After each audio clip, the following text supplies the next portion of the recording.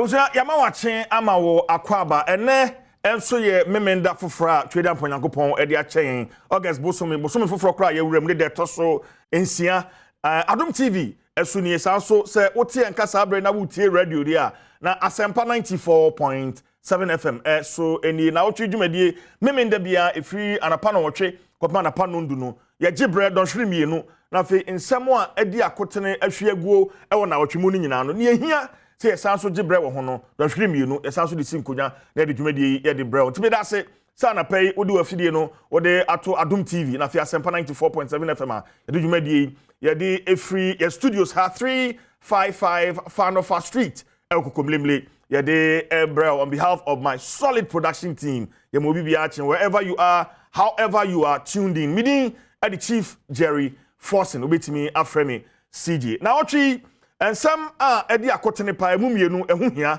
ne edi kan adwada no na LPG me chere a driver for wo mtwi cars akese tankesi wo mo a wo de various stations say oma park wo mo hyen ni nyina ne senti ne sen ye beka ya 2017 na rehosem esi e wa atomic me chere gas filling station a eja to mu ma nipa ene ajapade dodo no a ehweye enu achi na ban e de ne nan esi ho se ese ode ne amagu akwan so enti no womo ana woma hyase esi new filling stations me chere gas stations ene woma afianse na mkwakwaje license nyina no aban e de ne abrofka se friend of ban e de to so na fe o introduce cylinder recirculation model eno no ekosen ebegibre enti wo me de strike ne hihya ase no ano drivers ne hihya ase no e na fe marketing companies me chere wo mo ebiebie gas filling stations wo mo so de wo mo ho agi mu na kwaye back and forth between the National Petroleum Authority, the Ministry of Energy, any bulk suppliers no wo mo entem but enra yete said driver for na face strike no one more are calling off. But beyond that, and beyond the ban, no, what next? And I pay the Benji Benafe, ya to train sir and common Wabran penny for Atnasi. And command Tosumi no Efa Batwa, Ghana Hadie, Adebaqua, a Munya pa, Emma, ye kebi mamin kebino, ya Batwa, ya shas, say ye to fee 1993.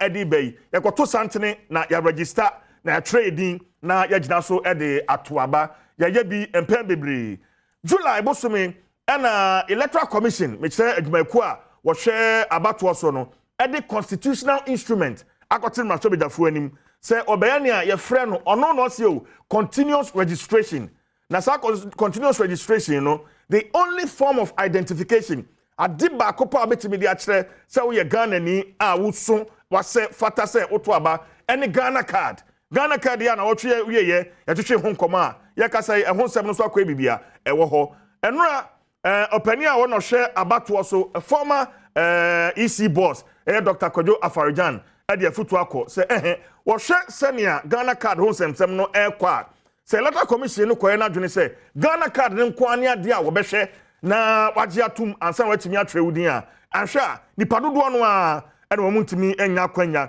ento wonomo aba minority in parliament and so edwomo atumubi akasa ho pa ye hwe se abra sa CIE ye kasai akwakoda subsidiary legislation committee anim a ye hwe no ba betra so eno ba kowie sen anapai ye ne empanifo betwetwe ho enkomo enti stay with us na fe join me on Facebook Adom TV and after Asempa 94.7 FM. Wabra this big conversations. Mienu ehu hia pa gas de no omo de gas enu aduane omo de enwuma ahodo ene gas no ehwan ye den empo umpotem ho etisen share your comments with us. Na fe yenje branking come out e Facebook na fe YouTube. Midin the Chief Jerry Force no betimi afremi CJ Breba a ye be be phone lines no so na won so o de wadwenkyere o de aba. Na o twedwuma de su ni ma mitwa no ho ma me ba abeda ma vida fuadi emo achi amo akwaba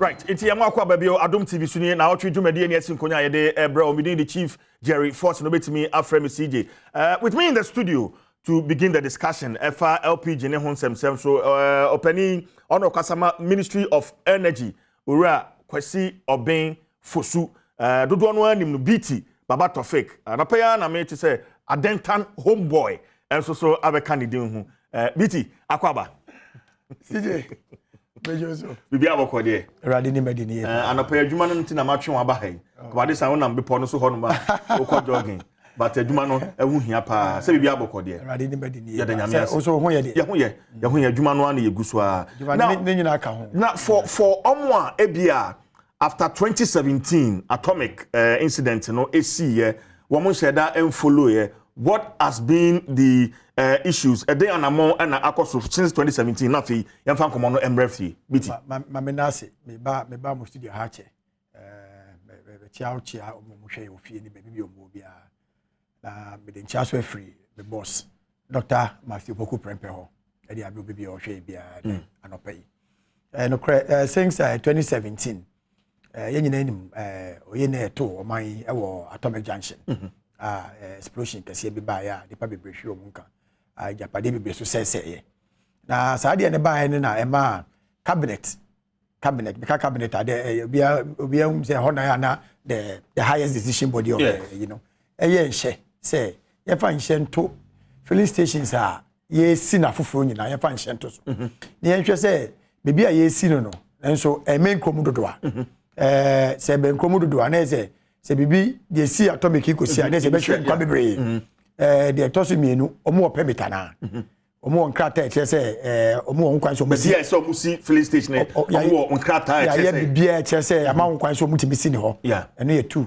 3 so no ya na ye mpese e beba baby a ben ada isolation so e so no e bia e betime dija aba o de me che no e bi kwa na we chire ba bi so na e ben bia electrical installations bi ana se bi e betime trigger ma ija aba to be hwe sa ni ma ni nyina ansa na wa ma nkwan se utimi si after 2017 no aban design share ne bai na as at that time no na me patrol license issuing of license so no so na ka ho na because omo na o ma share project no ase no foforo no so air license e dey abs gas filling stations they were also affected and no nkata se na make no even we share in some the core cabinet na say ya we mu kra say out of 86 na as at that time na course elim so e be do different levels of completion applications 86 okay 86 okay and we are from 2016 memo our Mwankasa de by petition mo de ba ministry na yes we for any coin no okay list of be 86 and na omusi ya share do different levels of completion 86 okay now out of 86 NPA hwehwe mo no you say 25 omukata se mo nye they are not down with out of 86 no 25 let's say akoka 61 okay. They say no they di unkomo say pa bet maka say ya mo nkwan so mo nkoto aso no 61 okay from omo petition mo de buy okay and from memo yes we dey call cabinet 61 e ho sit down strike na ya suffer for about 4 days okay anopa me petrol kra na yedin because of course okay na say na CJ Wakasa ade oman yantimu bi you understand me petrol kra na yedin but my main can see to say enra ye ne takadovers no society trase awo maji atum 6 associations ni yado musa as a crata before I buy enra after cabinet e dey ban no buy niam bebre na for 2019 yes it ye dinkita ho bebre omo petition ba NPA na ba ministry na cabinet na cabinet so no enya ntena so a enye wo na wo de nhye ne to so tuntimi yi nhye ne free ono na mencha de ya wada ya ewu kwada etwam yi cabinet na ase na bazatan so kwa na Dr. Matthew Poku Prempe aye memo ho adwuma dada o memo no de na ade a aba petition aba ya ho adwuma nyina dada itina eka issues I could discuss no cabinet po dada asakra na Sunday no omo do release ne buy okay uzo mu ba omo release ne ba out Sunday anwume yeah Monday anopa na minister to office twem because no why memo no dada o de kwa cabinet the committee ba Monday anopa na can also dey show mo say oh we should square more raising no issues they call cabinet but the question is if you 2017 2018 2019 2020 2021 yes 2022 yeah that is why I make us say mo say am come ho na fe Monday and to minister memo say ade no ba release ne ba Sunday oni be ya adwen say nya ade a from Sunday to Wednesday obeti my say memo ni we cabinet memo ho dwuma nya easy utimi fa 2 days 3 days nye tene ya ade a ye din dwuma dada say make a kire we it is a o hwe MP nhyehyɛ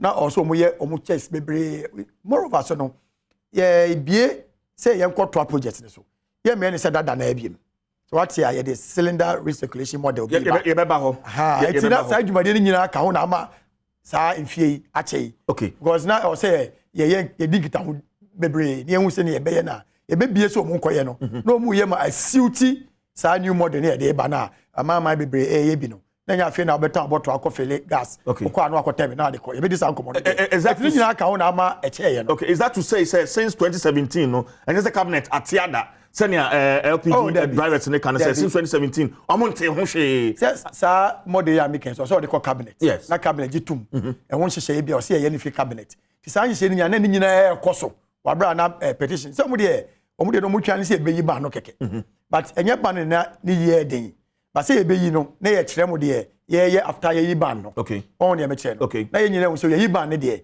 ba ye me ye no business as usual ye na de foforo ye ne se ne be ya ye boba be ye sese ne be suit into the new model okay amini umi ye de cylinder kwa ye fa foforo de abafi on ye me kire so say toto sa ne mani nyina ti de aye yi meeting akoko so nyina no e sa nkomo no ne edi say no Felix sese foforo no e be ye cylinder exchange centers enye refilling points bi on the metre okay ha ti enu nyina ka wona ama na che no but ye nyamencha de okwa de twa be misika cabinet na ase no omu se mbre na so ya wie bibia o se ye bia de enhyehyɛ ya pilot cylinder recirculation model no kra e was some parts of the nation ye ndikede how successful has the piloting been piloting na moye no e ko sen o se eno no de tie ne se e se na me cheche mu no ma me san cheche mu ya sana eno de part ne se no se ne ka me fa me cylinder na makɔ be a refill no na makɔ tobi na me de me am cylinder na be fie no ye hu se ye o se ye sakramu kakra se ne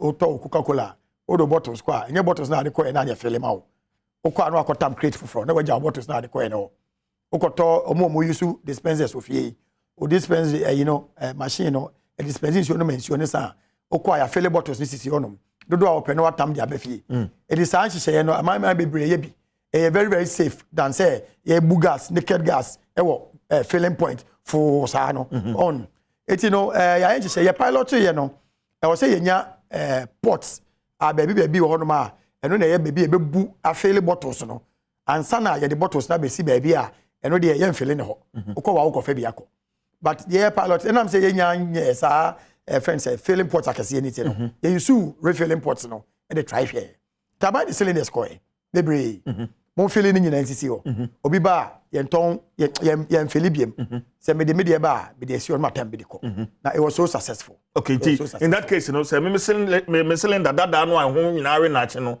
me de kwa na kofa foforo no esi ho no how feasible is it? It's the call GCMC. Me ma Frances ho. Me the dada ne ba. Very good. Okay. Ya call refurbish.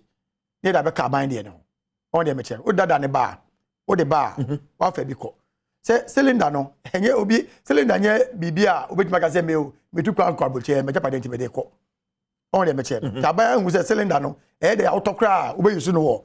Kronimu he ya. But no asemisa say isn't that going to be an extra cost? Already o man ya ho che dada afiance na de o kan ye be boka as spray a paint cylinder dada de o kan oni so obi so de ye mo no o dwe o de dada ne ho obi so de ye mo no so no so de ba be fa anhwa no so kwa de akosu akofa eti on de be che no eti no balances wo mu de obi so de ye mo no o de na dada ntoni age se o be de kosu afa foforo but kan hu se o fa foforo na make say me ko to Coca-Cola na me de empty bottles ko na me ko fa crate foforo say ya munu say dada menhwe wo meboa da be no akoto Coca-Cola waka say media me crate am dia ba no de mame no me pe bottles mu no da o say wa dwen koso because when you say bottles no e dey abesa ko change okay at any point in time okay right ma me kwa homa no so na me ne the vice chairman for LPG Marketers Association of Ghana Ora Gabriel Kumi maybe he can help us understand some of the issues better na fe we are in common na beto aso studio Ora Kumi to me nka Adom TV Asempa FM so ni yamo akwaba Bibi aboko de nyamene modaroma ebebrem kakra okay eti fidwa adane de na enim say mo strike but as at now we are getting information say ma quality of strike no edan ko twetwen na akoso Owura Kumi well and say yes started strike no Monday na ye niema ye na say ye how ye de me the most important of them all ban bia na aban dia to construction of LPG stations so and I don't know started strike no Monday no Wednesday cabinet meeting mo free meeting no ba na obodo kata ba bontin so mo na oboka ya mo sai boa and ban na omo dia to constructions no omo yiri na efeso na jese nipa no wo se ade we nti na wo ko strike wo se ade a wo kana le amount na jese there was no point in going on strike in the LPG marketing companies the LPG retailers association they call it off a strike no Thursday no na driver for so na ense ha dwen pa na no na because Thursday yeah holiday ninti no yenti minim panyimfo aishia anjenje ho ampe kwanya ye defa so ho enti ministry ni MPA yes Friday ye nra na ye nhia enti nra no pampa ye ko hia ye ye no na enti mo na ye de pa but ye di agent to agent home after about 2-3 hours no the conclusion I branch no said driver for non suspended almost strike no na yema paying for no 2 months after the 30th of September no more for resolving all the issues driver for no one because now issues no be over any issue I will be resolving immediately issue I saw preference meeting all the stakeholders involved. Normal, some of the issues are very technical. Normal, but you know, issue I need to conquer the best.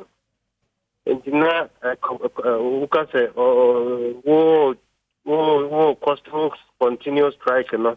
Because it should not be taking some time to resolve. And so yes, now the kind of ACO, and they share in the interest of the general public. Any Nema 1 or 2 business, okay, Sadia, you best suspend it and call it strike off. You best suspend it for 2 months. Okay. Now within 2 months, no. You best share near Twatua and Nema and Nkuyi na fi ya go back to Ejuma. Now let me say it's a meeting no na Nkuyi pa mebo MP for abaso. Money or chief executive Mustafa Hamid, Amaya Depa. In fact, and run a meeting within 2 hours, not like Aba. How in a Monday, Yamrani Sinkuda. Now, Monday, Manimuya, even though Yamaya 2 months there. But Mustafa assures that 2 months, on the free one. With the issues, new issues are a bit near sorting of within the next few weeks. That's the association about association number petroleum downstream. Okay, but I must say, Mr. per more understanding of the current development, the progress I'm making so far, no. Money so adi hunu say business as usual and can omwa one AC new filling stations and also so penia cabinet decision and MPA for the bano cylinder recirculation no and one moja tu na mudia yeduma pacho business as usual there by money business as usual na media ho brase ka say aban yes at its own risk because men say yen na yo Ghana minim fia wadi there but you who strike be say petroleum downstream that tanker drivers, LPG drivers, LPG marketing companies, LPG retailers. Omunina decided say omo de omuna de before. Idea na no shipa dem say aban so ahu say enya dia e say dia brokra.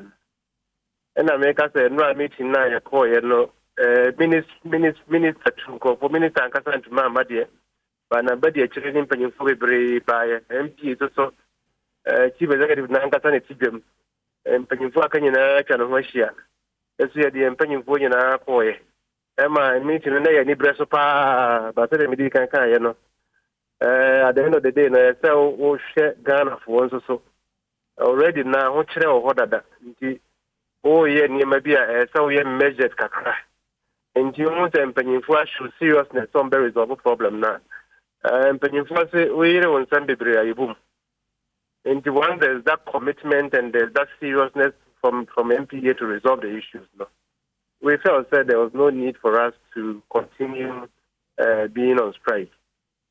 Maybe we are hoping, we are very hopeful, but you have question, say, a legitimate demand, any man.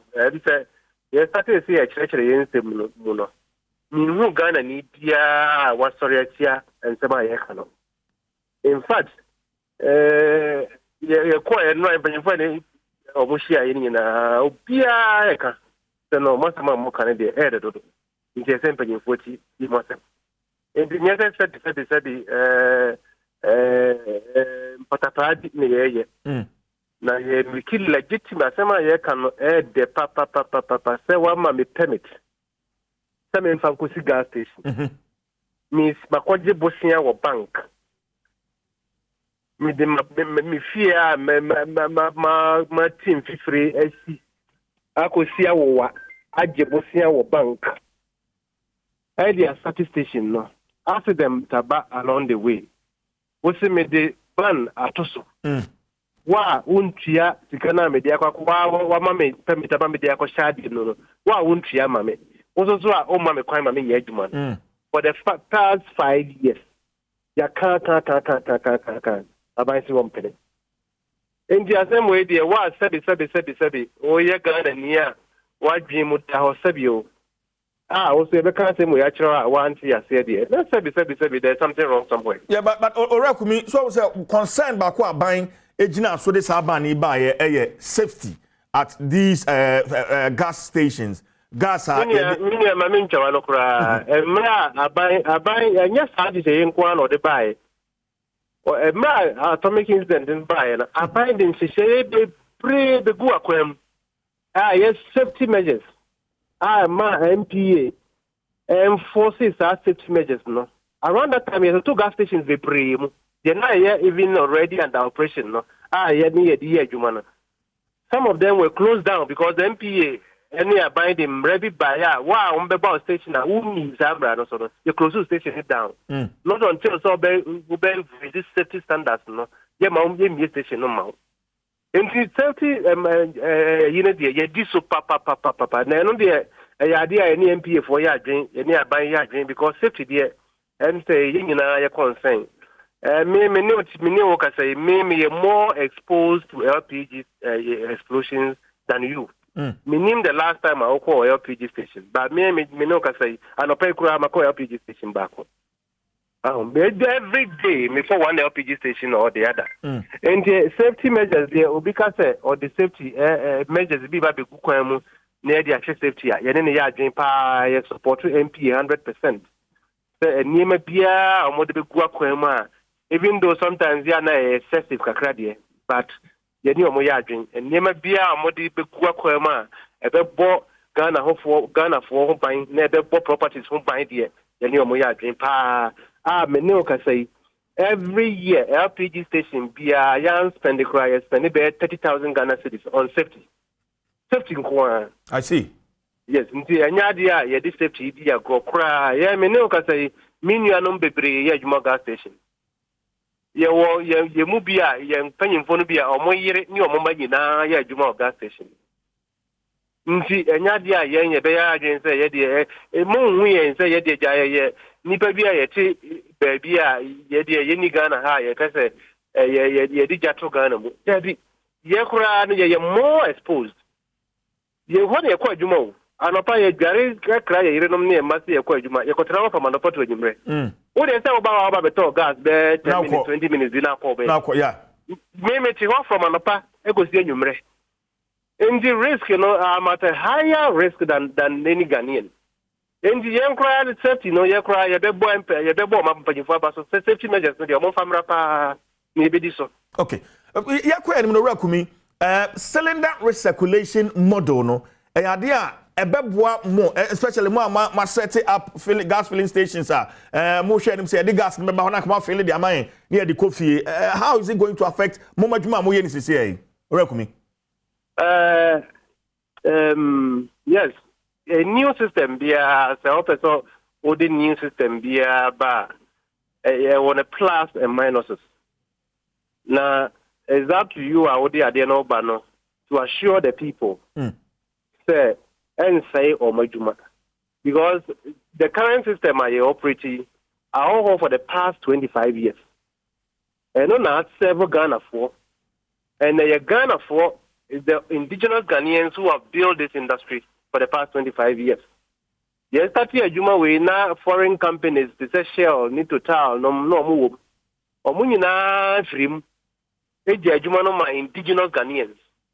And the LPG sector is one of the few industries in Ghana, 100% local content in terms of participation. The LPG marketing companies, 42 LPG marketing companies, any over 700 LPG stations are yes, you Ghana, a Ghana for Kwadia.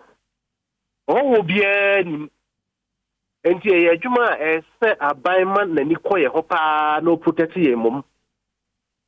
Seosha Ghana, LPG sector, you employ over 7,000 Ghanaians. Direct labor.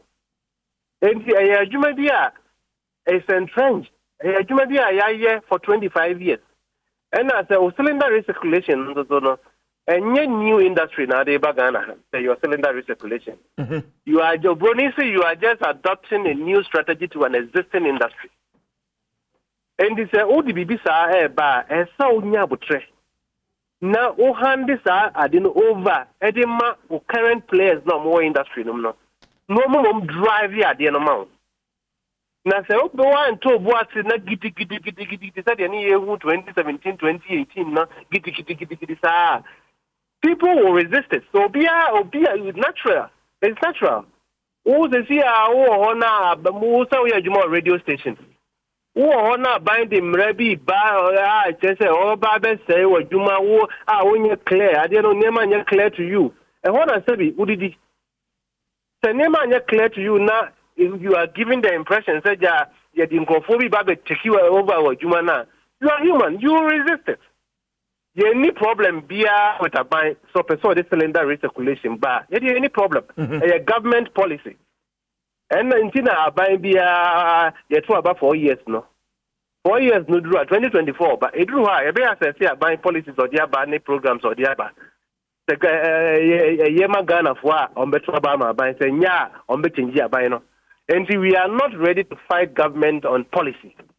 Now so the policy no, but na ya idea a beha citizens, the idea beha industry players there. The more implementing in such a way, say, beha industry players there, and yeah, we have every right to resist it. Okay, that means that beha in some making adjustment to more operations. Meboa. You can't say beha yen. You can't say beha yen. You can't say why or more fast to be happen or more in such a way say. Industry okay, Etibuaye, Kwabe na pese aban faso introduce our modeling. On fine Peter Dano.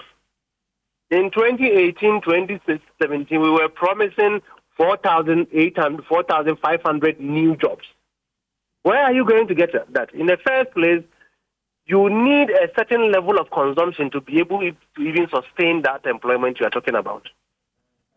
So who go promising for jobs? Now promising.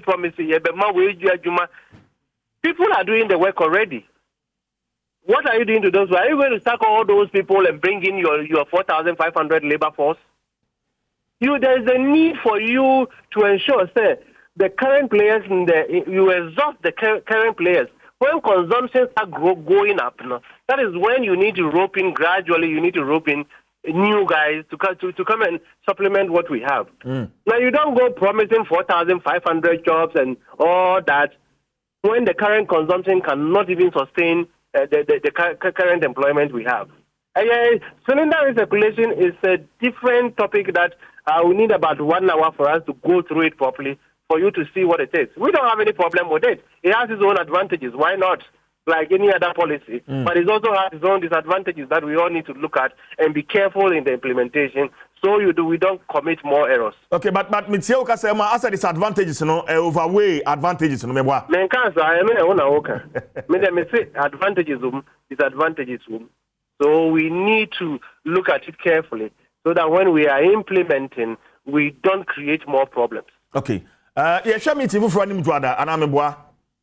Yes, meeting for a Juada, now the real problems, not idea.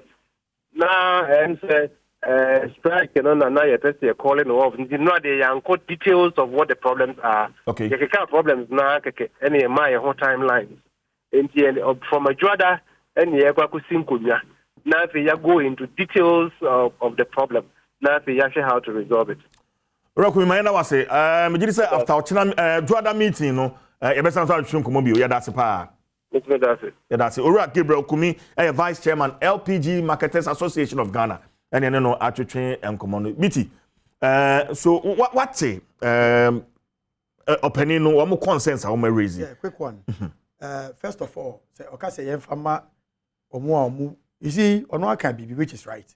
So, our space, you know, it is 100% owned by Ghanaians, private individuals. I buy inside him. Because maybe a toy gas, you know, say private companies there. It's, you know, then I buy a bit of magic film, say, yeah. Moreover, no cry, encourage you. Say, we be cry, be fairly cylinders, you know. I say private people, they own it or crap. Because at the end of the day, you know, the cylinder exchange points now, they in the crown. And also, yeah, refilling points and they base. It's at the end of the day, you more space now. And I buy the regulations, bus space as a policy. Aboa my no, your safety, any more investment safety, so no, you guarantee. Okay. It's in a one on bay. That is I can give him or one on bay because Omuna space, you know, but I think that the only difference would be say over tank or horn man and how the direct filling of cylinders are. You be tank no free horn, you only deal with cylinders now. You're filling in Kwana. And I can say, baby, yeah, no, say go will be. Maybe a failure tanks I can say, go in the hobby. So Omuba together, Omuba Abel de Baco, a private owned. One of my building back one in there. Send your tanks and getting yeah, could see a say back one. I want your coffee cylinders in the Abba.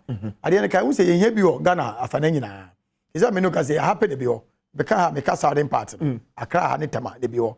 A bini all other regions. Tebe be all other regions. Tia kind of home, a bit to see, no. Nipa 5 years, Kofodia is regional capitals. Yes, another business venture altogether on the mature. Yeah. Even though capital intensive, no. Nipa going to mean it. More space. You can do that, and now if you say filling points in the new you can fill your side about exchange points. So more there.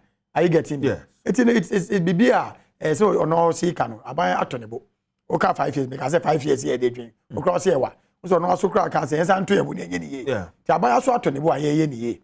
It may give this no there. So on us can time with the recirculation money I beg discuss here. My main call and no assembly so okay. Sure. And no idea no.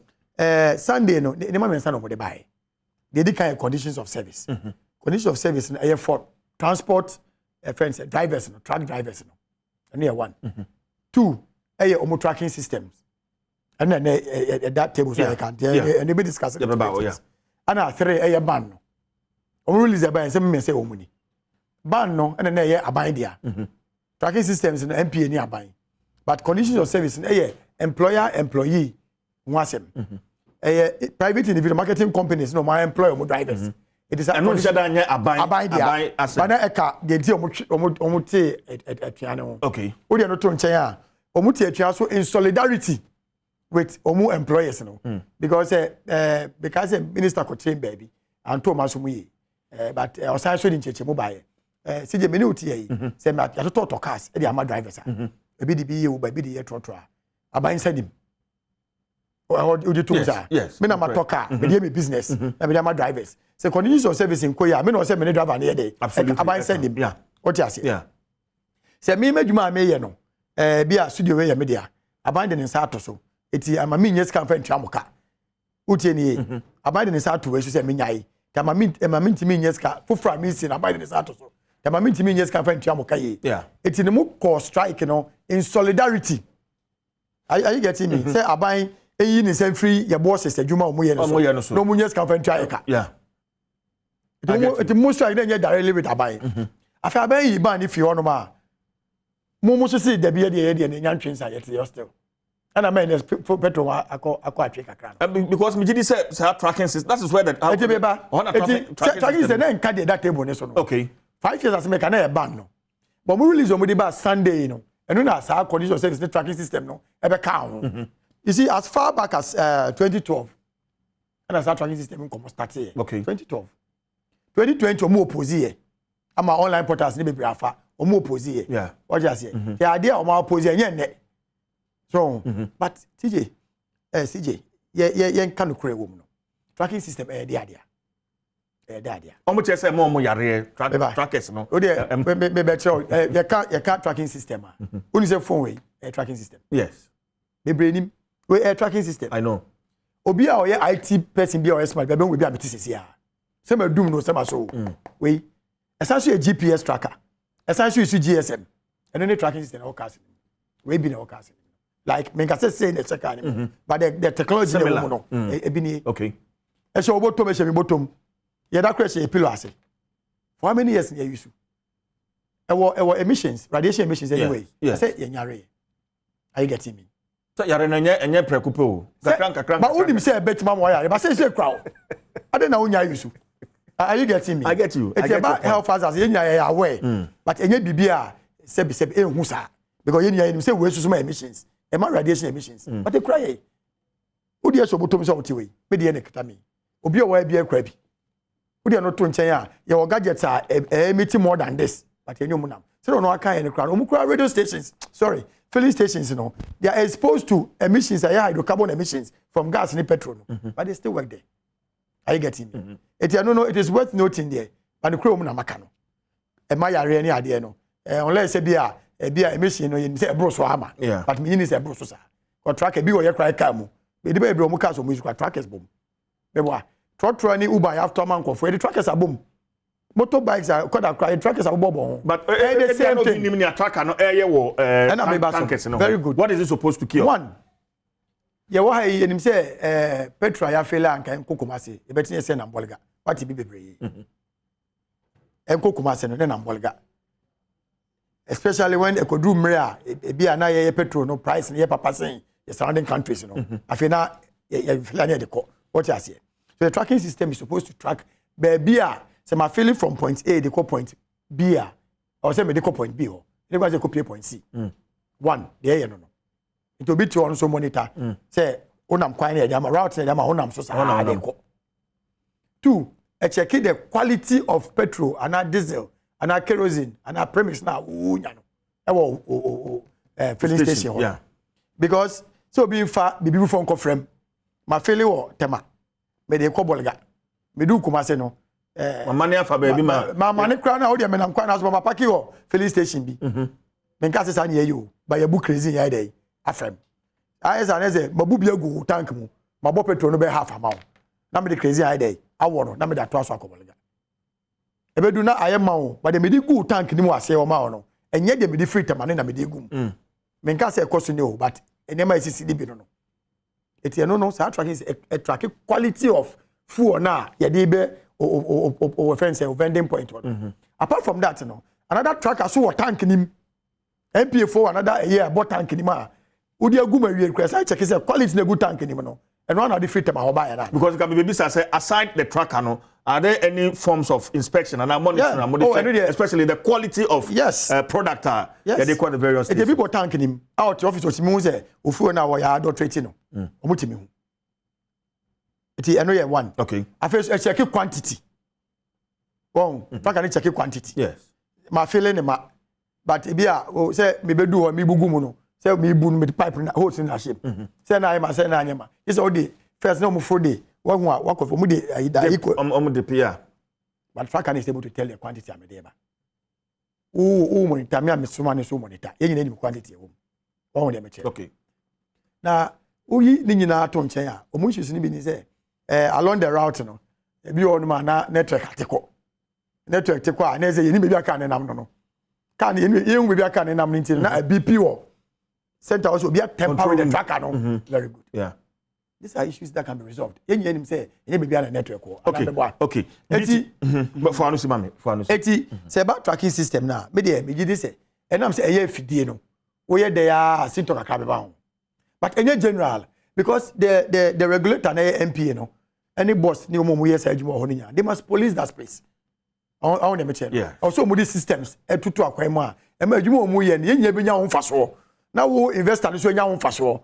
Na Ghana fo a yeso ye tofu agu e kai mo so no. Ye nya ho faso. Ya ko tofu obi am say ye engine. Of be break cars engines assessed because of poor quality fuel e bugu mu ma o. It is our tracking system here and yet just to the benefit of the truck drivers, no. It is the benefit of every Ghanaian. Yeah, consent. Okay. It is a Omako strike, so open year. Ni so yepe. But say yen free or and I say high yen free or na me fa mo there. Ya we ya engines message. Okay, but beyond our lifting of banning, what next? Na fa community. So ya left the ban no. Omako of the strike. Yeah, nka yeah tanker drivers are nanka so your striker. Yeah de no enya aban na afa yedwuma. Are you getting me? I get you. But yedwuma ma aban or mine, sorry, yedwuma ma mine. Eti ye de na call na enya direct with aban first of all say me cheche mu no. Yeah. Eti ye in solidarity with our employers, marketing companies. Aban e ban na free no. Eti ka o say nka ye mpani for ka say yesu a call of strike no. Ka say me so atwa. Nanka de aka no ye tracking system ye de ne MPA. Near pockets of cases are SCR, Ebia, obedient network network intino, yes, or temper, your question mapa, now route none on one temper. Send what Jan called baby. Obiso or the qua, but track and so on my baby, the question no and power and fan qua, or baby. 80 million general said tracker no, hard drain on a general, he said, Obia problems, 80 million Obia, on a material. But and I'm say, I was said, oh, yeah, you man, so also police are space. Na yesu nya auto so say quality na ye nya no regulator na ye na adwuma no best say tracker no yi bi e obi a say ne o mase aka no by the 30th September no na ye yi ni nyina afio me de so no aka say meeting ni ko ye e be do ni ye ni nyina afio no ye ni nyina afio obi a say be ni ho conditions of service omuni o employees be solve yes you be solve tracking system no say ne aye ba ni adwuma no na ye nya e fu I mean council so say and no omo dey release ba out omo nyina do mo sa shase say Oma calling off, but unam kroma petrol. Maybe I make about 6 filling stations and I drew. I hear my 7 so total on am benyebi. Na be so mo say I see I left the ban so you see I cry dey be there eba. The best say drivers yenya nyina jatum say be adwuma dey. Yen sorry waka because I sort out sakra. Because you need shortage of fuel. You need shortage of gas as of mine. There were enough fuel, there were enough gas irrespective of name koso we are some strike and ama strike and ama but mo be nka say assorti and say be all right the best say omo so ma jemu a omo nko adwuma so na yenya fo but matter of fact me da wase ne de nkomo no asi ha but matisa adenta fo so efro adenta so boy see you ka homeboy no o say o ka homeboy be sere kaka na bibia o say me just na be da me mpanyifo ne kankan ne mabunu ne omo adenta omo no mo di homeboy ne ma me so na say baba de original park so obi ani baba de ogina baby obi o baba o ka baba to fepe adenta ne be so ka adenta ne animo adenta ne waye wadwuma as a constituency youth organizer from polling station waye adwuma na akọ contest Greater Accra yes all dem che to ombo en kwa de omo anu mo de amame say emre wo mu emre adwuma ne be ye dia che 2016 de no 2016 de who the youth na nim ko wini ye adenta constituency ye show boy I mean homeboy ya no betimi aye adwuma no omo say memra etimi so no me train nominations bie na pagifo bie kwa mu a na my real consultations na konya wo ha I will avail myself na me makwa kosom. All right mame no ase kwesi obin fosu baba to fake homeboy and yene no atwetwe nkomo no he speaks for the Ministry of Energy and yene no atwetwe nkomo no mame twa me homra me ba Ghana card as source document for voters registration yaba betwetwe nkomo we need the Chief Jerry Forson stay with us yaba.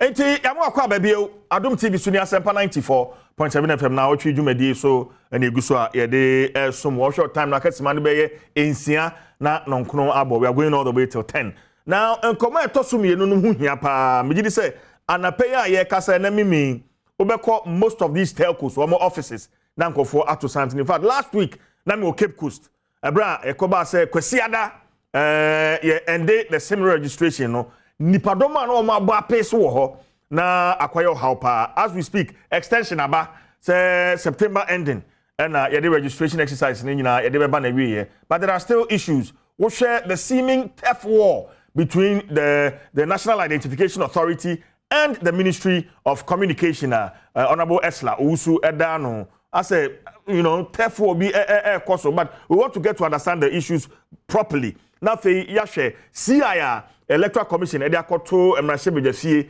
say nyame adom na say ye bie kwan say yenye continuous registration Ghana card ne nkwane ade a wo de kira ma kwan na watwere wudin nipa dodo say na ye kan Ghana card wo mo anya bie. So this is the conversation ye ba ababefa Ora Osei Kwame Griffith is the director in charge of IT for the National Democratic Congress. Sanso na miaminu Kofi Ofosu nkansa mpenfo menu we de omo nya hoho dwumadi su kra ya de omo taba National Entrepreneurship Innovation Program openi oda no mpenfo makwaba okay but Kofi mame shase free so looks like Ghana card and as a SIM registration the directive from the Ministry of Communication any adjuma so far National Identification Authority one more year in we pay so the deadlines some way somehow am I Ghana for bo ento wo yem. I hope you will agree with me Kofi. Yo me da CJ I'm say afi 2021 need October day kan 1st October and a minister or responsible for communications and digitalization me boss ever to just say start SIM registration. I didn't think start SIM registration. Cyber crimes, any cyber fraud, any electronic money transactions, move fraud. CJ, you can say a quantifier and yasam ketwa. Oh, how no be afro, me dretra me de momo, me di jama me ba. Obia send the prompt we am and I'm respond, I'm a malusu 20,000, malusu 30, and crofo jetri, any ad echo. Worldwide, who quantify the value of money consumers of electronic services elusu to cyber fraud and cyber crime CJ yasam ketwa Ghana yenso ye kan ho bia ntina my boss honorable Esla Obai ohwema ye nhyehyete National Cyber Security Authority ayo Computer Emergency Response Center omode incidents ene ade a omode solve saade no enti ye pe SIM registration database ni data integrity no ewosoro a kesa ye consistent accurate say information ahodo a yaje wo Ghana card mu nyina ba bia yete ya digital address ene ya adam personal information ya me odom Ghana card so say smart card information wo so nyasem ketua ene international standard card ye ba bia no pe na ye nyasa information ne be link to o SIM registration na wo de sa SIM no na mobile number no ekodi bone pe na kese ya den ya be yiwaba eti ehu hia pay na ye start ye nipa 42 million na say omo ewo SIM cards ewo krom ha both data and voice 42 million na population so because obu ha SIM no owo miensa obu ha online obu ha onum na nipa omatimi aye linking no star 404 na first stage of registration 25 million out of the 42 and omo nso etimi complete process ni nyina no 16 million out of the 42 million na obebusa ho say ye de share Ghana card between 25 million na omo etimi alenke na keso omo Ghana card da malenke where from that 9 million difference almost 10 million difference na omo etimi anya Ghana card akolenke so omo nya den omo ko register emoto ho titu minister ekasa na nsia na odi to just say Emra first once they come first 6 months and then over ended 31st July March 2022 say the 6 months and registration so 6 months no so ya minister be kan say de bosome nan kan ho because you be na etime nya Ghana card nipa na ekọ telcos offices mobile network operators any of agents also mo register na eso te by 90%. It is said be nipa wo ha na na bia said so man MTN office mo register wo ha no so te by saying edu because ye bia be kan to bia san jai na nsia extension ye be see 31st July dan so man ba bia mete e ben ba MTN office wo ade chen ye minister be kan ye na me twam no me na me twa as a picture na cover no me say mo sister stations bi kura e kan ho asem wa me se fa ka mo ne no obi ani ho no obi ani ho me wa the Sunday na minister na press conference na laze no na e ho abodom pem Saturday no ani bo the minister na no see I was in Cape Coast minister na no see ya say any see free line na wa ma me kofi na it is sim registry Ghana card ho sensem na wa ha ye beka I have all the information enyemre emranka me nwa graphics mobile nko 8 years ko mutimi ye enyemre the internet 8 years nipa card 1 million kromanti me ama no but you agree there are challenges in the operations of the National Identification Authority. Adult population na enumpo ya teso aba 15 because omo na ehwe a omo be hia card ya ne man dodo na e 15 years until starting from 15 years 15 years above for no ohwe population census ya na nsin na omo no ye be 19 point something million out of that 19 point something million no omo ye adults from 15 million based on recent population census ya no emu over 17 million na me no ka say ya mo omo Ghana cars national identification system no ya capture omo emu close to 17 million they are printing omo cars close to 16 million age omo cars enti yetimi aye pa dodo na adult population enti enkuta omo Ghana cars sisi no they are just about 2 million eno omo ntimi ye me gidi senhihye ya eguso ye sisi ame no kase na ye abie 276 district offices omo abie 16 regional offices Oma be 34 offices across Ghana Revenue Authority and Registrar General's offices. Oma say be satellite offices. Stadiums. Kuma say sports stadium. Tamale. Ho work. Any idea? Any nyina boa ama yetimi na unim say baibu hokora oma tum because ye extended deadline no. Amanfo agya ko. Nti ama say places na NIA san bibie kan ho no. Obi ani ho biem. Omo say scripture ni pakaka. It is a satellite offices ni be oma eden. Oma tum. But say am no kase ne. Prof, I issue statement, Prof. Tifa, say, a near marketing kitty be a near your card and so to say, Ubu ha and a card, a copy replacement. Ubu ha, why worry intelligence into a person causes an idiom card so. Up this any replacement of cars no. Not first, ye were regional offices and Quano.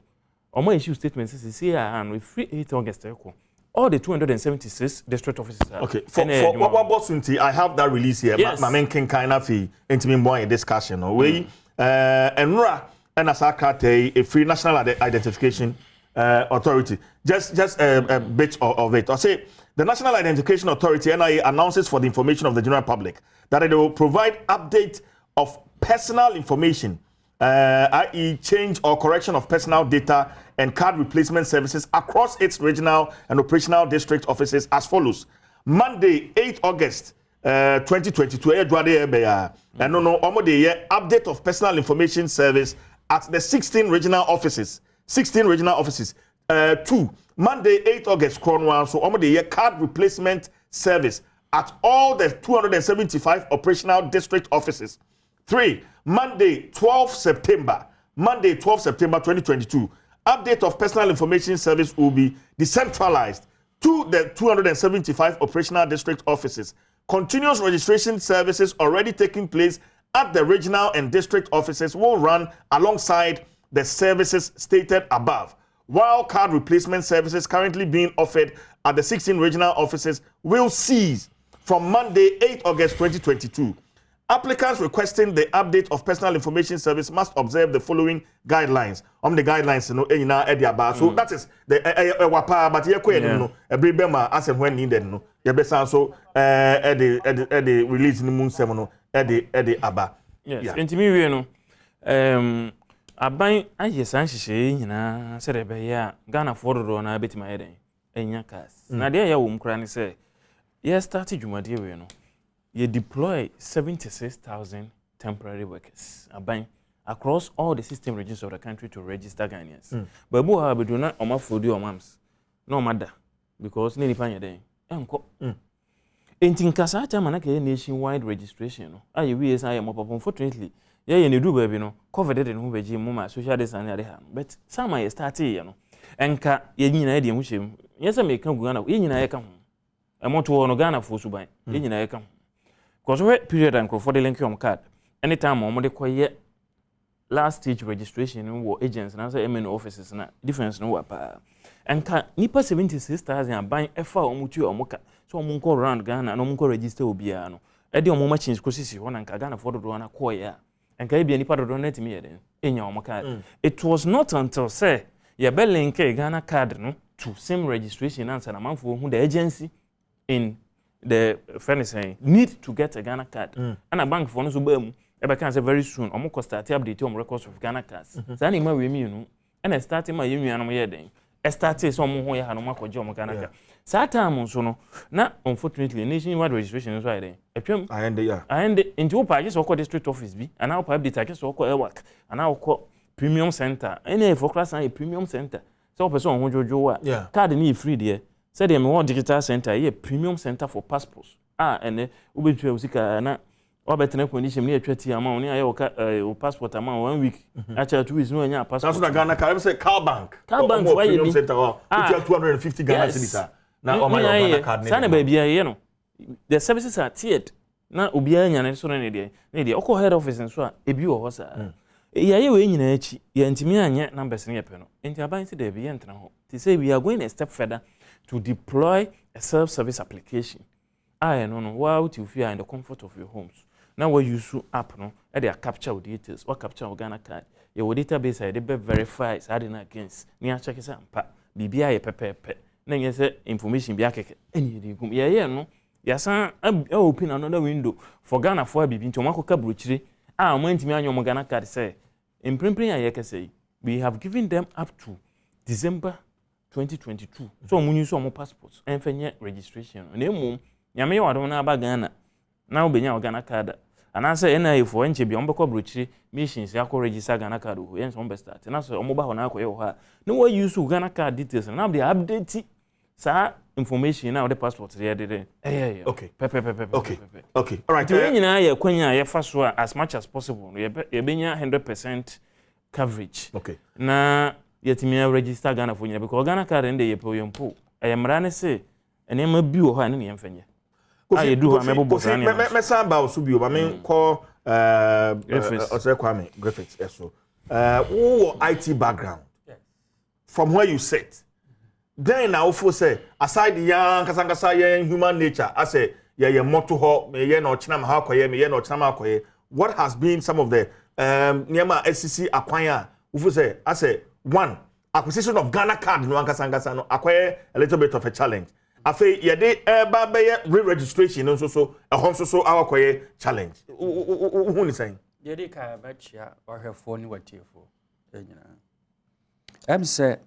Se utie de menu ai kan na etietie amanfo the follow sa process ya. There's a history to it. A little meba ho. What I can say is they made me akan. And it's a buying a year one more catching one a year NCA. Any a catching one ministry no. Any NI one more in Papa. Sana Huno. Sana NCA, Ministry of Communication, NIA. And Kutahuno. So we do cry for. As a chairman say. Se utie se obi free NIA kasa aspa beka nko obi so free ministry kasa do beka ministry for say won't be train NIA for say oh ye kra ye adwuma no deadline bi adim na your friend say ya be pepre ye ho say sim card nti ye di ye be rashi ni akoti mami ni kan emfa NIA for eyo data wo de aba. First of all, so wo koye registration bia ye bu bibia ye friend registrable population. Enipa dodo san ena ewo Ghana ha wonu mu edi mfia wo se wo betro mu din no. Nipa dodo san na wo.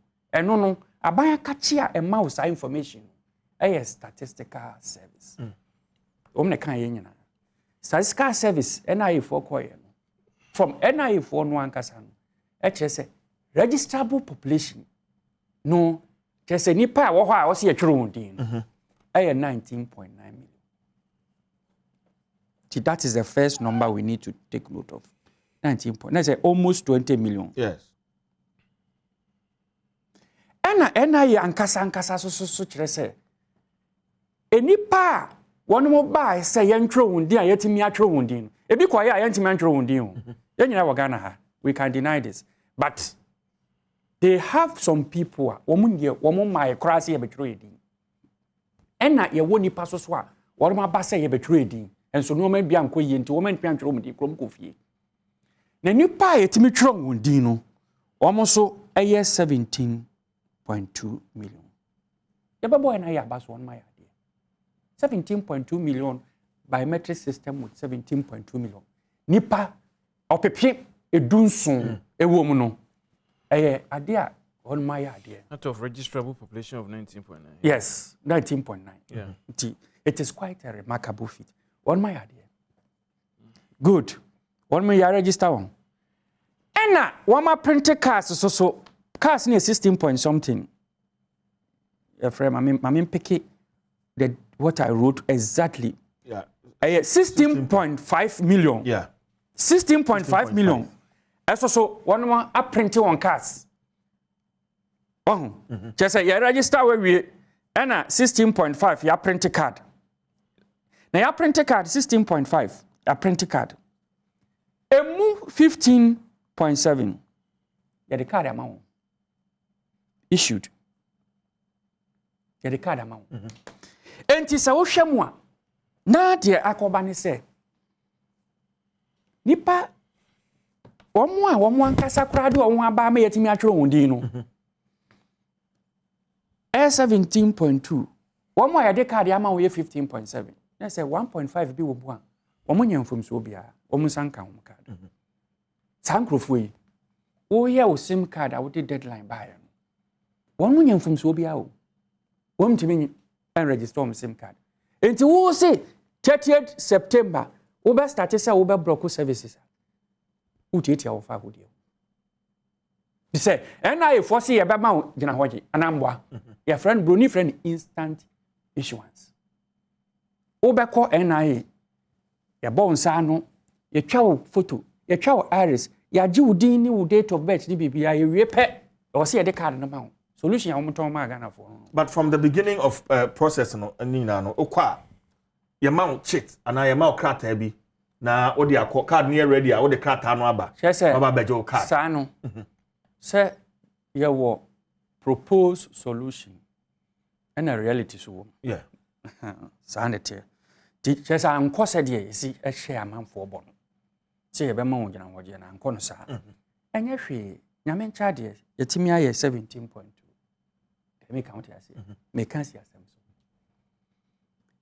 so don't forget say there's also a category of people who call ho no yentimi register hon kra eno so bi wo because system ni bia na problem wo ho nya adwuma so no me titi no mo de ye ka say ko na san bra cobra bi what's the figure near saying there hin wo ma register you can't capture them. Okay. You don't have the figure. I'm just saying, those people also exist. Let me count as but we don't have a figure to it. Yes. But registrable population of 20 million, a move 15.7 in our card. Just say you 4.3 be our money card. Good. Ebi so the aso one woman ko. Let me count as it. Now, but that population, you know, will exist between the 17.2 and 19.9. Yeah. That gap, no, ever ye be a choir mentally register mo. Any be so a man kokra. Let me count as. Good. Into Ushemwa. But let me raise another.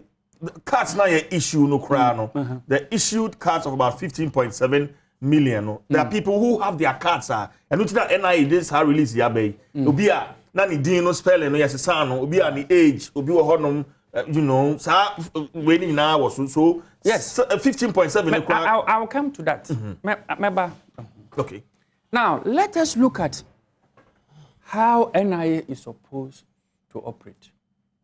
The kind who build this system now why mass registration obia maturity and all the critical threshold open number be a better run database we are your continuous registration there easy for so may be and no actually say the wo can bebem obi wo hono mo a wo so be register nipa wadi 15 and I know only 15 na wadi 15 and no be register yeah obi so wo ho a ne card no ho atechema ebi kura sabi obi de ha ma abo chip no so ma na say sa ni pa kro no untimi nka say mo register na sim card wan sheda no de ha ma na boss so say me pesa me register sim card tinam de ha ma boss wo bia na dwuma o ye na ma na ba sa ebi so a wa no mfom so ntinu ni din no wa antro ni ye ntinu o de koye sim card registration na wo be ko no yesi na wo yesi afro kwadwo manu enso so ya spell within kwadwo manu a ntinu ya twro din anya yi wano so wo ho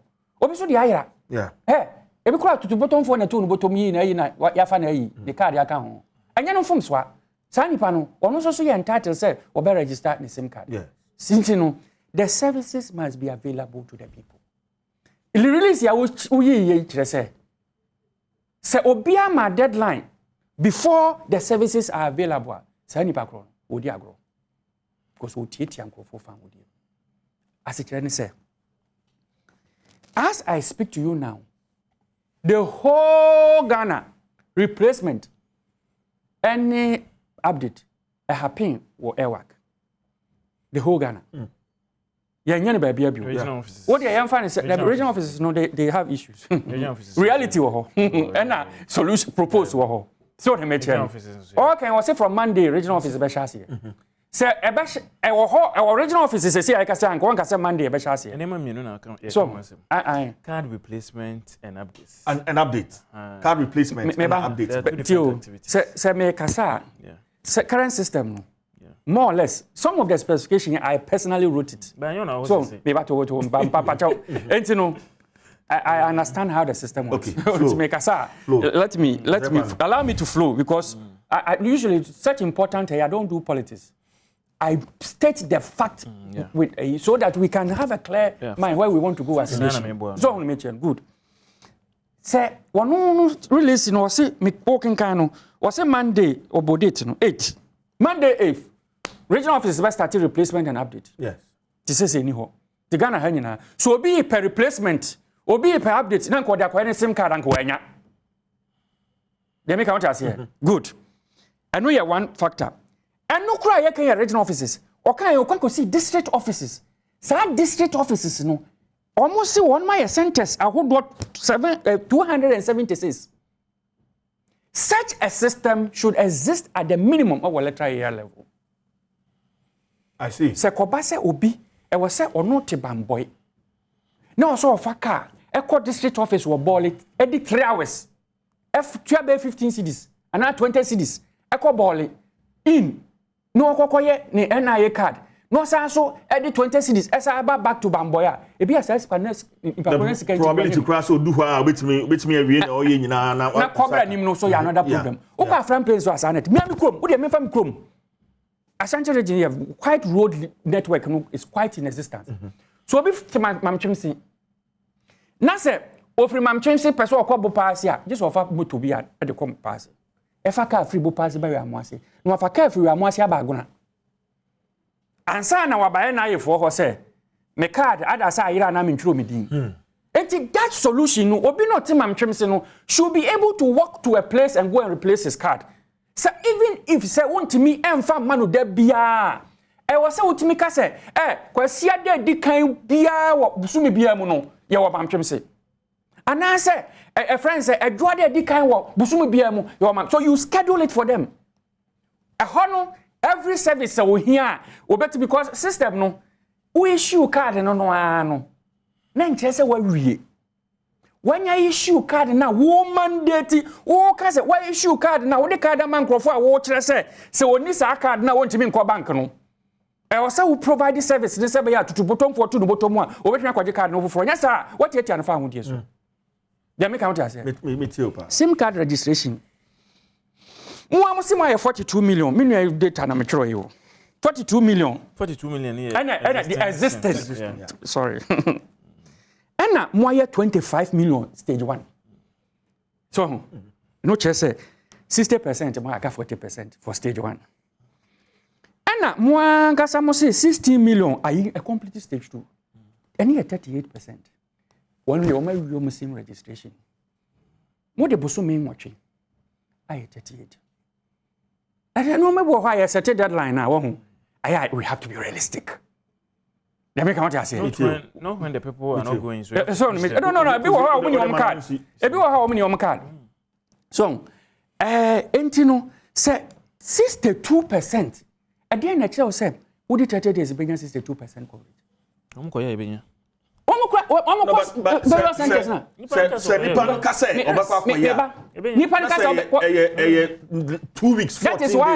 That is why I'm telling you, sir. Institutions, first of all, they are not talking from. First time I mean, who said they are not talking to each other, and say, we had a deadline of 31st March. Yeah. On the 22nd of March, and the minister will announce a postponement. Obi aware na ye him so why mistake. Because you have mass registration. Your last week is when you get your most registration. One way about 50% of the last week in the road. Are we encouraging that? No, it's not. It's not a matter of. It's a human behavior. We have to model our solutions around. I side with the question. We can't continue to encourage. Mina to boss him. I'm canceling. Because I decided. Maybe 10 years. Not 10 years. Some can make us make you. Hey. When you are your solution, you model it around expected human behavior. Say na at the end of the day. So very good. Say services. The most important thing is the most important thing is say your dream pen so be. Well, what can stage 1 25 million? I link you on card. 16 million are complete. I think yes, the application be. Any idea about self-service application. First of all, telcos capturing biometric are wrong. Me what time biometrics so. And the way almost so capture no so no. And also cry a bone crack and also say wrong. Your decision to capture biometric are wrong. Yen na say na yem kwan capture biometric na yen na use. Every 2014 and President Mahama shares are say no more procurement of biometric systems because or maybe here one civil biometric system and one criminal biometric system. Civil biometric system yadi NHIA yadi normal civil no so. Criminal biometric system yes so we call crime scene no watch fingerprint and watch chrome for no abonance na dey good database bi. Say menu is so kwachira dey say wo konkola ho. And now we have bank. So intino database and a criminal. And a civil one is so civil. It said NHIA, DVLA, 100. Good. Ghana young as at 2014 near 2011. In fact, 11 different biometric systems. Wow. I think the minimum was about $60 million. I young one heard me. Excuse my language. Young one heard me. The worst part to cry is the worst part is say within a span of 1.5 years, near top company back Sergeant Mofo license in Prenu. And NIA bought Sergeant Mofo EFIS. Bank of Ghana bought it for e-switch within a very short span.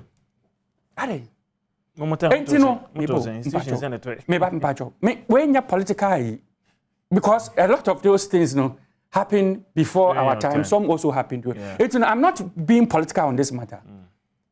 But whereby, at that point, a letter came from Professor Bani. I said, no more procurement of AV systems. So there's a moratorium on procurement. Obi Antobio. NIA munyamajuma in such a way. Okwa NHI or say NIA for new phone number. One 4 fingers instead of 10. Why design no. Sen kamaya politics make us me the subon bebo ko for time one design system no. So on no. But we went ahead and updated whatever we needed to do, wrote the specifications. 2016 December, factory acceptances of the current system you're running. December 2016.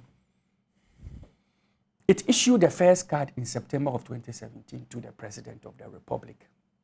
I can say in confidence, say, MPP for a pen drive a grand cancer system, no issue card. So we went somewhere. One of my father say, if NIA can confidently say 17.2 million, registration 17.2 million. The better one say, what my idea? I mean, I have my reservation. Don't you forget to say, I have been a critic of NIO on contractual issues, yes. on the nature of the solution. Right here on the... Don't make it. But me share baby a dream. And I may say, Yamu ambasso so on my idea. But just like Professor Tefa Kanyan, say, who rational tia, because they've made mistakes in the past. Baby, say, a year so don't forget, there was a political decision from the politicians say NIA should issue cards without verification. All the cards you issued, through that process, cards in our chip because it is the verification process that opens the chip. And you know who say no, Obikuta US passport no free Heathrow my JFK bar. On for third level verification, Enco Heathrow. We are checking us a card in Yajuma sign. This thing now such a person will have to go back to NIA and get the chip initiated. Okay. The American say. Me too. And you know, you true baby. Say no. At electoral area level, the service must be available. Let's allow them to do that. Same card registration, you know. Sabi, Nyankopon for 200 years, so searching China. I was said this year, the American say. And you know, let us move at a pace. I am quite diluted data and I am for application. So you don't see the agency First of all, the application is wrong. I have never seen any solution. And again, as also, Yamin Chadia, your biometric systems 11. A BN Honoma, a registered biometric over the friends, self-service biometric registration. Yes, sir. At the maximum, they say, if I control the date of birth, numerical data non true, but make capture biometric. I did a registration actually biometric. And no normal lines, baby. Say NCA is re-registering people biometrically and also storing their fingerprint. NCA. I did a case for security reasons and for cost, a who for source of money bayano. One way Busa so. Dr. Baobia, he came to support the decision that had already been taken. Why are we capturing fingerprints again? For what? I didn't think you're building another biometric database one. I can't say a free necron institution be a new NIA. Why are they not connecting to the NIA for verification of the prints? No man can say print or biometric. They make a mini what I say. Application will only come and dilute the registration process. Your registration process now to one will be fraud catcher say may send this scam a million be never told phone so and now not just a registration. Okay. 1 minute. Okay. 1 minute. The account bill. Same card registration. Sabi obi antimi mpega no ho no nka say me beje amanfo sika say for this service or what? Parliament here. Which parliament approved the 5 cities? And the 5 cities could hear them. Say, well, I will say, Usha, 25%. Oh, Koti way free more 62%. Oh, then find 25 million same cards. Or what? 1 million registration. A move 5 million crack use a year. Application, yeah. No much have 5 cities, 25 million Ghana cedis. Now, first, you cannot application by 25 million Ghana cedis. Okay. Where is the money going? Or see a team who? But my question will be said. Now, Abayana Moa O2 going digital. Yes. A Ghana card in a Babeboa, Metimia to Sana. And so there is some sense of urgency. Yes, a Ghana card, no. I mean, it's mere to Sana Mono. Yes. Okay. And baby, I Babe Bruce is here. You think, sir?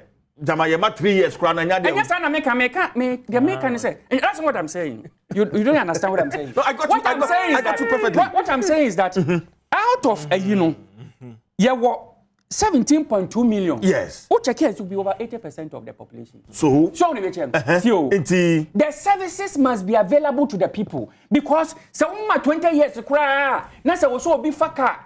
At years can be about 50 cities and sana.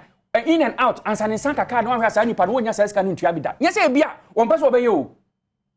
You won't call for one so 100 years the crown your uncle.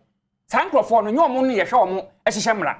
They make out 1 money, yes, she says I be a compel or mamma. But there are also people there.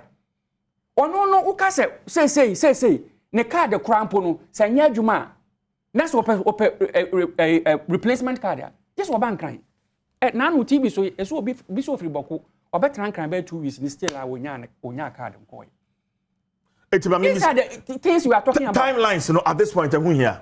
What? September ending, deadline. December, deadline. Here. So September ending. Yes, SIM card registration. So when we are, I would withdraw your service here. Who take your farm? No, you are, of course. Of course, because NIC 1.5 million people. That's what I'm saying. Yeah, me too. And he says, no, NI4 register 7.2. On my issue card, on my issue card, 15.7. On my idea. But, idea on my any there's a gap of 1.5 million people. Yes. So 1.5 million people. If say by September ending, when you card no mako register. There's any panel. So one man ni voice, want to mean phone call because if you want to register the same, no, but 1 point I hear him. How do we whip them to It's not a whip. It is not their fault. Don't forget to say me no me anyina why see gina hoji o buy. When now the card man or catch him say me pack out ni say member 2 years time no already. Gina hoji na. Anyina yan kasa gina hoji. Ebi da so koso. Mebo yan kasa gina hoji. Why ebi koso na ebi so ankoso because obi anu wa the card man gina hoji a. Mebo me that's for no see me ko. Yambra the Ghana card. And you there you better to some tie the comments na. Any voters ID. Okay. But me go for na Yambra voters ID. Me no kasa say replacement and update of personal records no. Ebi koso regional offices. Na ebi nkoso districts ba bia anything na yetrim ama districts bia regional offices na ebi koso. Yes. Read your release. Replacement services are currently available only at regional offices. Read your release. Replacement services. Of course, regional office. Be up for be phone lines. So we need to replace your cars. Oh, nipa also why you say me nyanye. Me na doada. Wo so say wo. No. General statement here can about. CJ, what the release me here. No, wait. I'm talking to you on authority. A statement that Professor Tifa sent me. Say replacement services are currently available. Bro, for them any there. Replacement services are currently available only at regional offices. Training and piloting of update services is currently underway for the districts. This is Professor Tifa. But you can release. Is it the American? Meaning the American. Channel WhatsApp. Do they? Yes. No, so, it doesn't make any difference. How different is how can you say from the release in them? Because I say Monday, 8 August 2022, card replacement service at all 275 operational district offices. Districts, good. Read the original. Okay. Good. Monday, 8 August 2022, update of personal information service at the 16 regional offices. Is that the same as replacement? The replacement is distinct from what? The updates. The update comes with the replacement. Update comes with the replacement. Obi ko jene card. Obi ira ne card. Na say ohun so be some information bia wo so a. Okwa get some man already. Maninkasa. Menya adwuma ye na ye menya adwuma oda. But almost statement we Beverly's bia me ye dem kan. Na me ne authorities no both the CEO and the IT director. And I mean so me IT person. To me systems no meti ase. Okay. What you ase? Omud koso replacement or regional offices nyina. No, but it's not true. And you don't have your phone line. How can you update the whole Ghana? First of all, the replacement is even where you have a problem. Please, let's maintain some decorum. Please,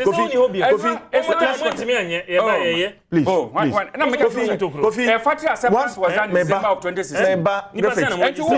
Don't come and say city and system now. But the system was there. Once I update my Kofi, So me update me information. Yeah. Automatically it means that I'm going to get a replacement of my card. For instance, card name Kram is here. Yeah. So me din Jerry Folson no. Or me Jerry Folson LSON. Na say yes samba me a. You need a replacement. That is the point. Because update here is it. It's just a software. Allow him. And only a distinct activity from Obi as announce why you're the card. Why you're the card no insist information bia wo so okoje fufuro. Okwa they able to do the replacement for you. Update is distinct from replacement. These are two different activities. So me too me use ATM e wo bank. Na se me ATM camera you're na me kwa information e wo ATM so no na me san den akoje. Me kan se yense me din kofi no enye no kwadwo ana akwabena. And update. So there's no need for update. So as we are talking now, all the 16 regional offices and satellite offices in the including Airwork, replacement. Where you're an authority from NIA. And I don't know why we should even waste time on this.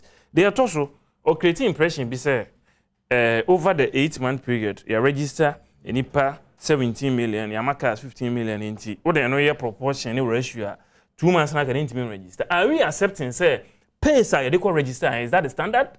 We cannot accept that because you need him say deadline first 1/8 first March by no. Amount for year then I withdraw it. Oh man kwa ye. So what I say? It ain't mean you su any padodo I register in 8 months, no? And fair in cancel say proportion any ratio near the yeah. Say 8 months what register any per se. Therefore, if more or less device into okoye and who say so 2 months no be register any per se. Yes, and I can say jail to say nipa ko register on last day na de che no ko da eno yen ntum. Kofi mi ba. We shouldn't accept that. Say one NIA for kasa. They have concerns. Yeah. Logistics are adwuma. Yeah. I don't know if we've thought about that. Logistics. I don't get the issue of logistics now because you see I know say 276 district offices no. Ni nyina ye adwuma. Nkrofo ko high entene omo down. We register omo. All the 16 regional offices omo ye adwuma. Nkrofo ko omo timi ko register. Kofi, say baby adwuma na ekoso. GRA Ghana Revenue Authority. Any register general department. Kofi, but you are talking on a national platform. Yes. So Obi wo Achiase district. Yes. Thank you. Otimi register general. I just only district. It's not the case. Wow. I just only district. We are going to cross check. And even accepted to open the phone lines right now. Yes. Minim system is 100% efficient. But be no NIA offices no. Almost sorry, almost ejuma. But since when? Last year, you clearance to hire over 1,000 district registration officers. Okay. Any technicians, any registration assistants. As you see, I'm not say district office be any part for any year juma. Omuko da. And omuko bon PCD. Omuko register. Wow. Every district in Ghana, they are registering. But also, Facebook. Every district. Come through with the comments. My district district NIO office. Yes. I mean, share your thoughts with us on Facebook. Adom TV on Facebook. For comment. They become any replacement, any update, any with district one. And on a area they become from 8th August. And when she say statement na prof issue and say activity be anko so district office we card and I say obase obaje card from 15 years and above na trading you know enche kra e besan be under 15 years na fe cover the entire population afei NDC for year and omo boy so boy omo na 2018 through the general secretary omo kan say Ghana phone ko register for Ghana card because of omo adwen a omo anticipate say e be use Ghana card ato aba na bibinti omo preempt ade a na e be koso no obi anso kan sa. Has anybody measured the effect of politics now? Politics. We are talking facts. It's good. But unfortunately, yes, Anna, the party for year, former President Mahama Kasa can be. Any John Mahama leads campaign to reject Ghana cars. City News. Oh, yeah, no. I will respond to that. Oh, yeah, no. Say you can. I know who register Ghana card. But for NBC first, I'm not to check. Last week Saturday, Professor Kenatefa, right here on this show, I say. Drada ebe 8th August and a district offices and regional offices in the be fiase aye adwuma. No, please. We can play back that. He was on Zoom. I was part of this process oh. First we mu kono nipa na adwuma honya no 103 130 something or 300. That's never The figures are here. I will get you the accurate figures. No, I'm not. It's not an indictment. I'll have the figure here. I will look for you. It's an indictment. Then person me tell one say, oh, 100. yeah, but say, me say 130 something. O say for time kura. Yeah, nya clearance account. I'm going to read it to you. Yeah, but say, why a statement a Professor Tefo Akoye or Parliament report? Akoye or Parliament. Untimi ntwa ntro nkyerɛ. Ah, yeah, nya clearance. Employ over 1,300 since 2022, 2021. Omo register nipa district. You person say nipa na ya form na ye twi omo ka district 44 each na omo ko ye den. One thing prophecy. One thing on TV. One thing say. The press release cry was see district offices afa na be replacement. The same thing he said last Saturday is the same replacement. Exactly. Replacement any update without issuance. Oh, nyabotre.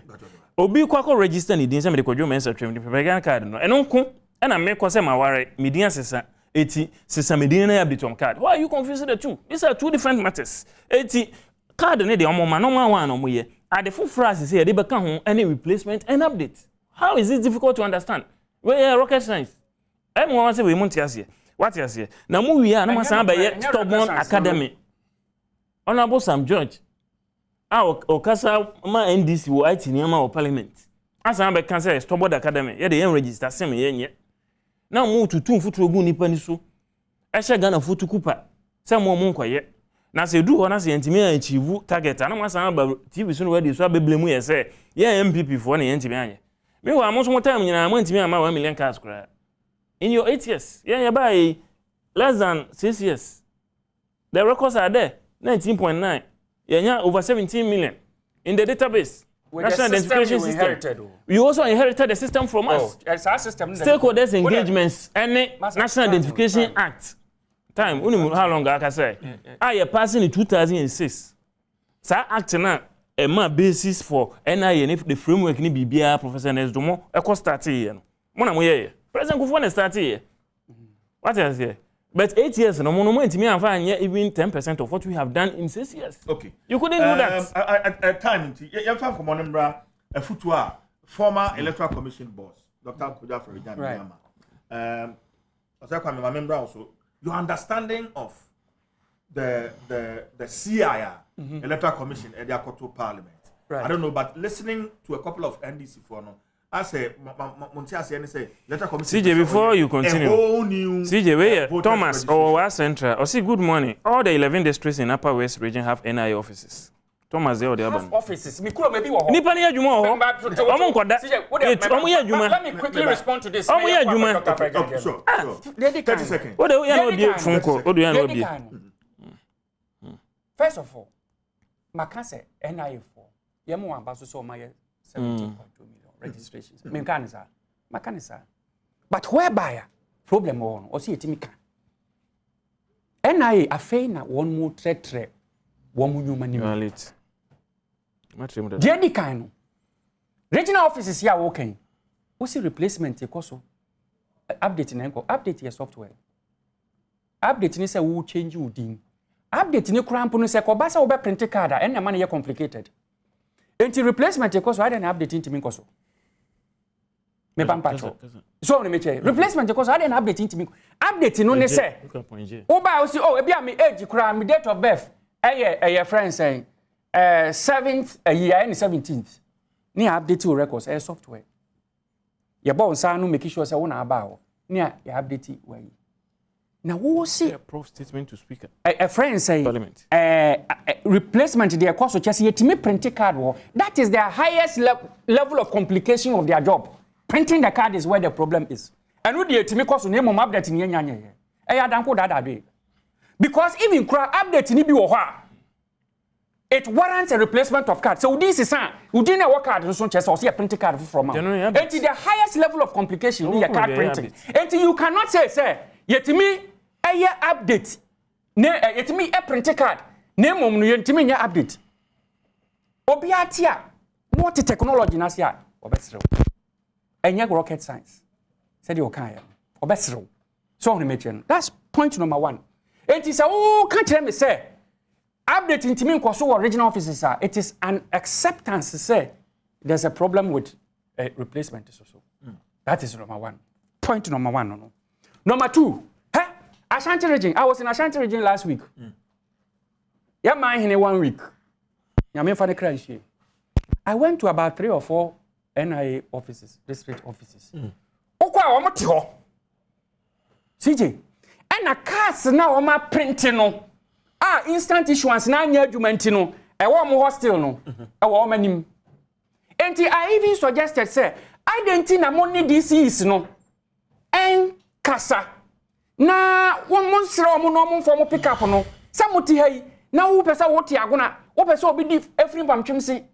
Efa car be miensa eba na obegi ni card no. Nipa krokra no wantimi abona mane se card no agora wantimi mo na mane so ni meche no ebia why press release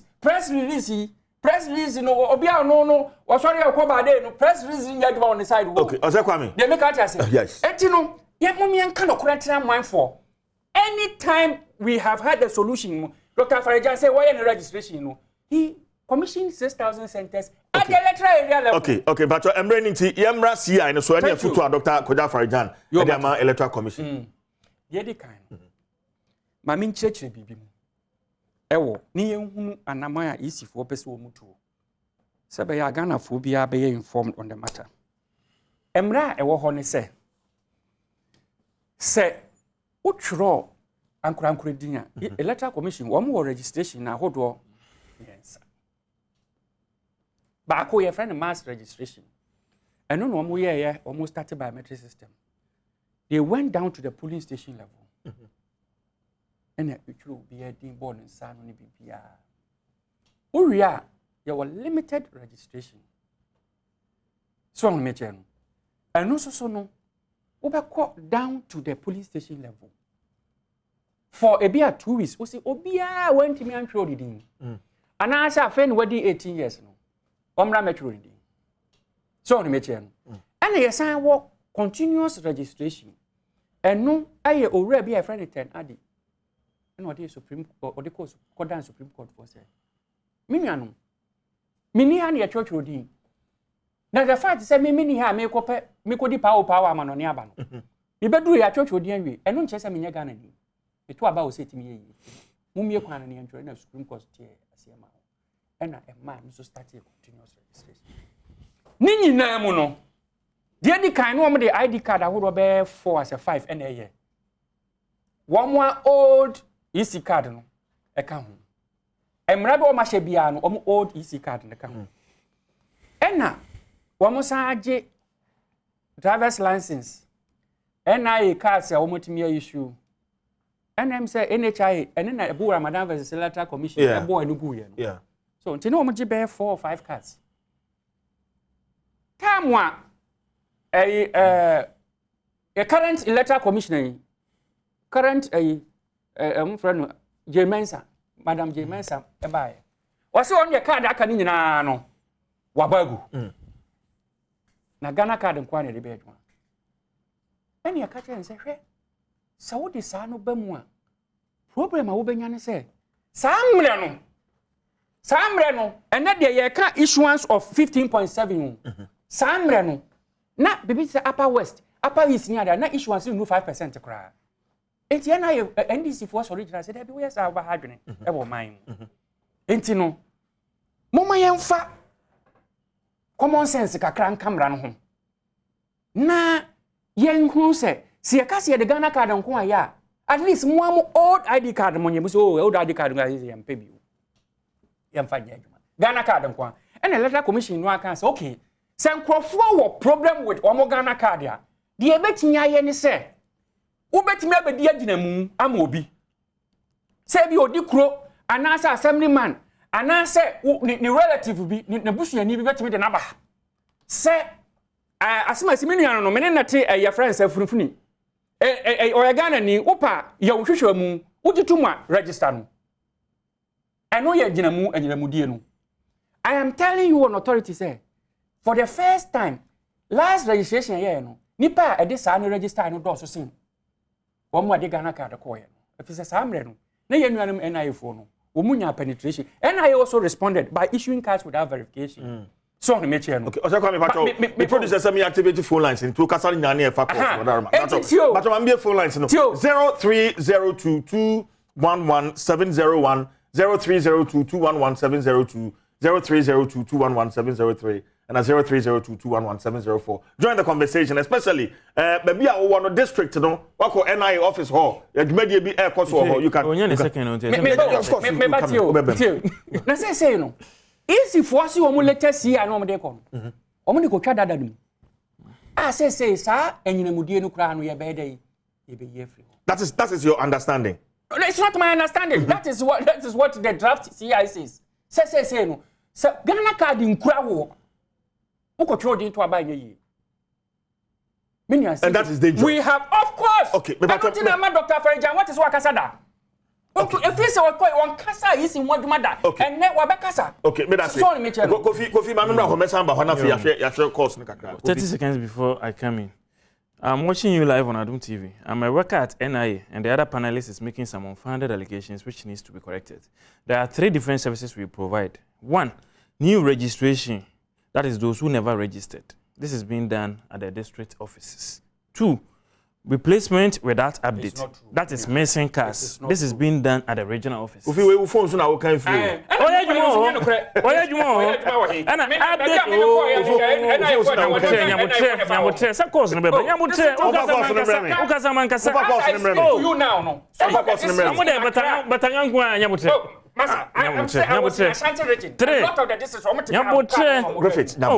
update update without replacement. That is updating information that doesn't appear on the card. And 3B, update with replacement. Updating information that appears on cards and needs to be altered. Like I said, we alteration also. It's okay that you are engineering china okay update. Replacement. Yes.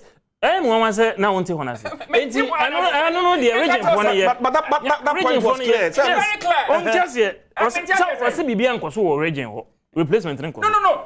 He insisted. Yanko phone lines. After before some now me can about nipa NIA for permanent officers in 276 district offices. Recruitment of 1,326 permanent staff for NIA regional and district offices started in April 2021 and ended in October 2021. So since October 2021, these offices have been up and running and we issue new cards to the people. I know a different from updates. New card for. Okay. Okay. Francis Abahomano. So Francis, good morning. Oh, Francis Abahomano. Razak, good morning. Hello, Razak. Yeah, hello. Yeah, good morning. Are you saying? Yeah, me adumo. Would you have an access free, Razak? Me access free Medina. Okay, Razak, here to you. All right. Currently speaking on the matter, say the national president NIA card electoral way for voters register, no? Voters register, and I think it's unfair, like as some people are saying, it's infringing upon people's rights. We know, say, we are going data, but at least we should use the system. System is not 100%. So what we can do is that we should give it time. And like gradually, at first, and I know we can say, 1.5% can register. But currently, we can see say we are moving forward. Okay. So bit by bit, we can move forward, and in the long run, no. All right. But that's it. Razak. My member Abbas from Wa. Abbas, good morning. Hello, Abbas. Abbas, what's your name?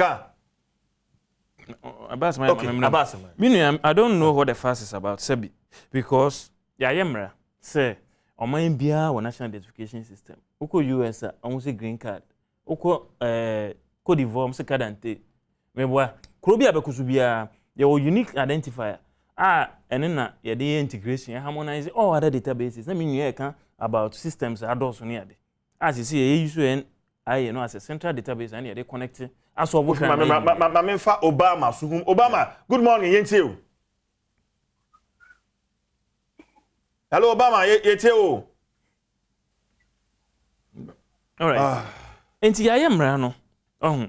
Section NIA Act, Section 23 of NIA's Enabling Statute, the National Identification Act 206, that is Act 707, expressly provides that the national identity cards issued under this act shall be used in transactions which require identification. It is mandatory. The mandatory transactions which have been outlined in Regulation 7.1 of the National Identity Register Regulations, that's the 2012 LI 2111. The relevant portions are paragraph 7 J na or say registration of voters. Thank you. What is here? Yes. National Voters Database na order that. See I am. So next time you talk about registration of voters in a situation in the situation that we find ourselves now. See voters register me say me dey order that. It is a main continuous registration. Many Evans and Gasa. Evans, what mean can you tell? Because say two database na kone akofa abeye fresh database. Hello Evans. The database is there. Wa wo be bi aka ho no. They say what Ghana card into register. Na kofa ka ho. How is that a challenge? Are we encouraging people not to do Ghana cards? No, we are not. We are not. So I don't get it. CJ. Ghana card no. Ye gitum so bi abeye bi. E ba cho ye gitum say Ghana ni bi so Ghana card. CJ, me here answer ho. Okay. E ba cho. Ye gitum say. CJ. Ye gitum say. CJ say ye gitum say. I was say Ghana ni bi Ghana card there. Any je Ghana card. Na ko your continuous within the registration. team Jerry Forsen. So nkomo no entwa so ye fiefiem. Empenfo am ni omo twetwe nkomo opani oda nip ano Kofi Ofosun cancer and Oro say Kwame Griffith IT Director NDC and edujumedi ebro. Mamenda me production team ase. Technical production team, me camera guy sound. Obia na menweshe Benedicta Gogo. Today is your birthday. O school or University of Ghana Business School. We last hour na Kofi Ampedu. Welcome Gumasum sa. Me the Chief Jerry Forsen Nyame Adoma Nnawotwi next week Saturday be sanso the Abrema free. The price for greatness is responsibility. Akra.